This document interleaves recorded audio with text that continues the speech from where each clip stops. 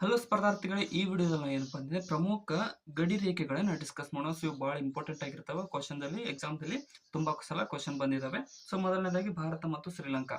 ಭಾರತ ಮತ್ತು ಶ್ರೀಲಂಕಾದ ನಡುವೆ ಇರತಕ್ಕಂಥ ಗಡಿ ರೇಖೆ ಯಾವ್ದಪ್ಪ ಅಂತಂದ್ರೆ ಪಾಕ್ ಜಲಸಂಧಿ ಅಂತ ಕರಿತೀವಿ. ಪಾಕ್ ಜಲಸಂಧಿ, ಪಾಕ್ ಸ್ಟ್ರೀಟ್ ಅಂತ ಕೂಡ ಕರೀತಾರೆ. ಸೊ ಇನ್ ನೆಕ್ಸ್ಟ್ ಏನಪ್ಪಾ ಅಂತಂದ್ರೆ ಲಕ್ಷದ್ವೀಪ ಮತ್ತು ಮಾಲ್ಡೀವ್ಸ್. ಮಾಲ್ಡೀವ್ಸ್ ಮತ್ತೆ ಲಕ್ಷದ್ವೀಪದ ನಡುವೆ 8 ಡಿಗ್ರಿ ಚಾನಲ್ ಬರುತ್ತೆ. 8 ಡಿಗ್ರಿ ಚಾನಲ್. ಇನ್ನ ಲಕ್ಷದ್ವೀಪ ಮತ್ತೆ ಮಿನಿಕೆ, ಲಕ್ಷದ್ವೀಪ ಮತ್ತು ಮಿನಿಕೆ ನಡುವೆ ಬರ್ತಕ್ಕಂಥದ್ದು 9 degree channel. 9 degree channel. So ಅದರ ಕೆಳಗಡೆ ಅಂಡಮಾನ್ ಮತ್ತು ನಿಕೋಬಾರ್ ದ್ವೀಪದ ಕೆಳಗಡೆ ನಡುವೆ ಬರ್ತಕ್ಕಂಥದ್ದು ಏನಪ್ಪಾ ಅಂತಂದ್ರೆ 10 ಡಿಗ್ರಿ ಚಾನಲ್. 10 degree channel. ಇವು ಬಹಳ ಸಲ ಕನ್ಫ್ಯೂಸ್ ಆಗ್ತೀರಿ ಅನ್ಕೊಂತಿದ್ದೀನಿ. ಸೊ ಕರೆಕ್ಟ್ ಆಗಿ ನೋಡ್ಕೊಳ್ಳಿ, ಬಹಳ ಸಲ ಎಕ್ಸಾಮ್ ದಲ್ಲಿ ಬಂದಿದಾವೆ.